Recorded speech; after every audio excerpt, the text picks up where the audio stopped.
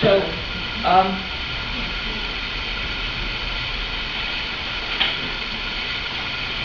they wrote about local issues on campus and also international issues. Next, but they had great cartoons. They had great cartoons. So this is another cartoon, another image from my exhibit that I really wanted to send to Occupy because it could be used today, right? Here are the students graduating from technical schools, from high schools, from colleges, and they want jobs. And the fat cat bankers are sitting there on all the money, and the young students graduating aren't employed. Next. Another cartoon from the teacher worker. The members of the Board of Higher Education are bribing the deans and the department heads to pay the low-paid faculty even less. And so, another timely cartoon. But in response to these conditions, the faculty also organized into a college teachers union. First, it was affiliated with the American Federation of Teachers. It was organized as a section. But in 1937, it became its own union, the New York College Teachers Union. Next.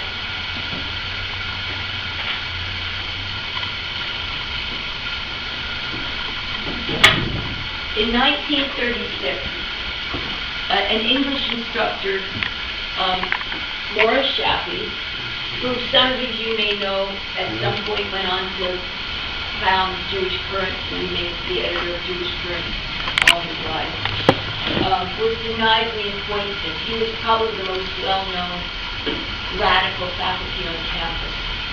And as a result of the denial of his appointment, over 1,000 students sat in on Lincoln Corridor in Great Hall for several days. And it was the first student sit-in of college. It was the first sit-in of college students of this magnitude anywhere in the country. And in addition, in 1936, because of pressure from the college teachers union and a whole coalition of other unions, Morris Shapley was reinstated, along with 12 other union members of City College who had lost their jobs. So it was a big victory for labor. This is 36. But remember the name, Morris Shapley. So these are really the best photos in the exhibit. These are police surveillance photos of many of the May Day demonstrations. And this is of the teachers union marching in their caps and gowns at the May Day demonstration. You know, the bakers wore their bakers' uniforms. People marched to identify their trade. And here are the teachers marching. And there was another photo in the police archives in Albany, where every single faculty member's name was identified in white ink. The names were written. So there was an extraordinary amount of surveillance going on. But I want to tell you about these people that you're looking at. That was Steve. I think it was the Red Squad. The Red Squad. You said in Albany. No, the archive. I'm sorry. I guess there was a big fight. The police filed. I think it was a big legal fight. They got permission to save the police archives, and they put them in Albany. So, and I want to tell you about the events that I'm going to talk about. The students, all the events I told you about the students, and all these events in the teachers, every single flyer, everything. It's all in the police archives in Albany. There was extraordinary surveillance going on about all these events. I think every time a student put a flyer up on campus, somebody took it down and put it in the archives, but it was helpful to me. But they didn't have good images in the 30s. I was looking for good images. That's one reason these images. So I want to tell you about this teachers union. It is this teachers union at all the city colleges in New York, not just City College, but Brooklyn, the campuses that existed at the time, Hunter, they got together and they won the right to tenure staff, regardless of rank. So all those people that I told you about that were working full-time had the right to get full-time tenure as full-time. They won the right to elect department chairs, to determine curriculum, to participate in faculty appointments and promotions, and the right to faculty governance. And this was the first time in the history of the U.S. that a large public college system had won such sweeping democratic reform. It was very significant for setting a tone for the country. Next. But the tide was changing. By 1938, there was a right-wing backlash against the gains of the 1930s, against the gains of labor, against the gains of the New Deal. And I guess people know that the DICE Committee, the House of American Activities Committee, which was established by Congress in 1938, and it was called the DICE Committee after its chair. So here is a great cartoon. No, I wrote words. Okay, back. Well, anyway, they were not successful. The DICE Committee came, it actually subpoenaed some of the students from the ASU, it subpoenaed some faculty, but it didn't really make a big ripple. People sort of ignored it in 1938. They went through the WTA project, but it didn't catch on like wildfire. Next. But City College did get hit. City College became under attack in 1940 because of the Bertrand Russell incident. How many people here know about Bertrand Russell and City College? A few of you. So in 1940, it was a great coup for City College to get probably the most famous philosopher in the world at that time, Bertrand Russell, to come and teach philosophy. I mean, it was the most famous group they ever had, and he agreed to come. And they set up a special chair for him to come. But the right wing, mainly the right-wing religious groups, headed by the head of the Episcopalian Church, Manning, Bishop Manning, organized a massive campaign saying that if Russell came to teach, he would corrupt the morals of minors because he advocated free love.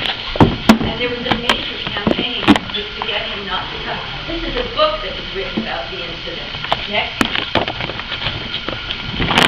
And of course, this went national. So here's a cartoon from the Philadelphia Inquirer showing that Bertrand Russell secretly was not only preaching free love, but about communism and indoctrinating young people.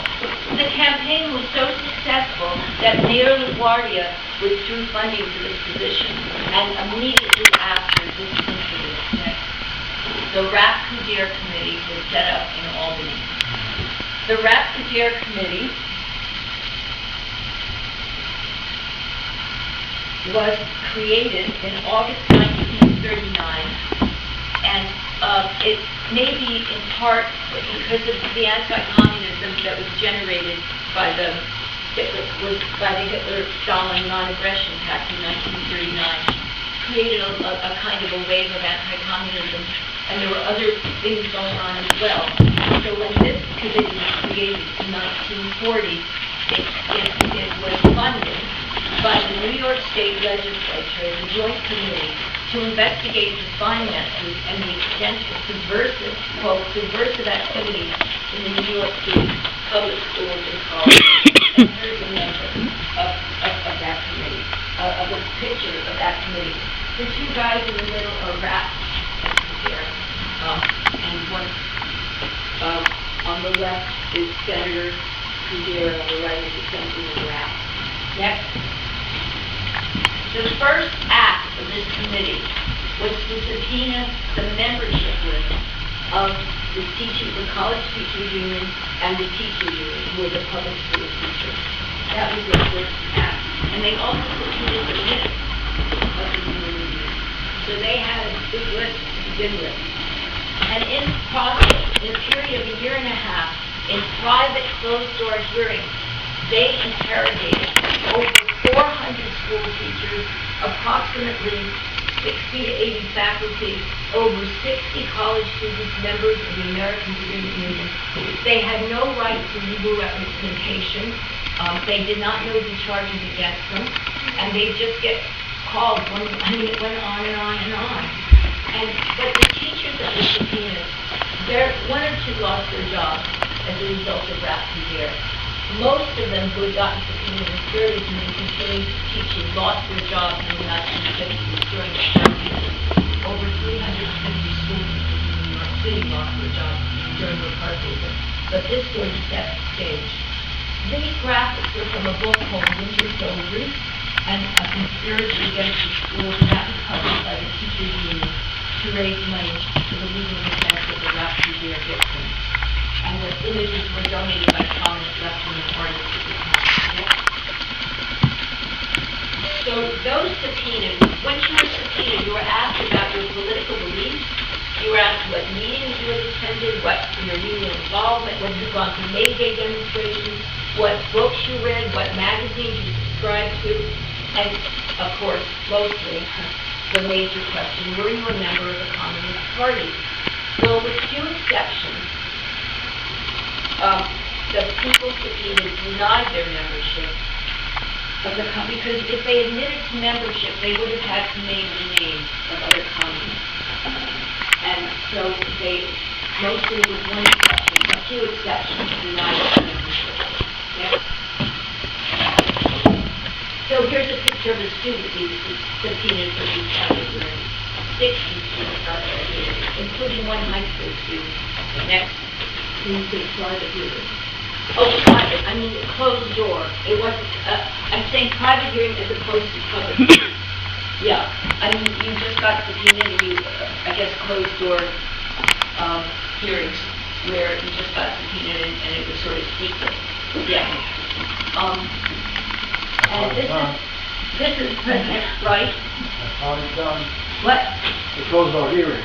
Closed door hearing. Yeah. Take Yeah. control or something. Yeah, and you can imagine how frightening that was. You can imagine how totally frightening it was, especially to all union members, because, they knew it was had an incredibly bad effect, and in the end it actually destroyed the college teachers union with these interrogations and the mass violence. But this is President Wright, who was the acting president at the time. The students were successful at getting rid of President Robinson in 1939. But this is the new president, acting President Wright, and he turned over to the committee. He was very friendly to the committee and turned over the names of people that might be friendly witnesses.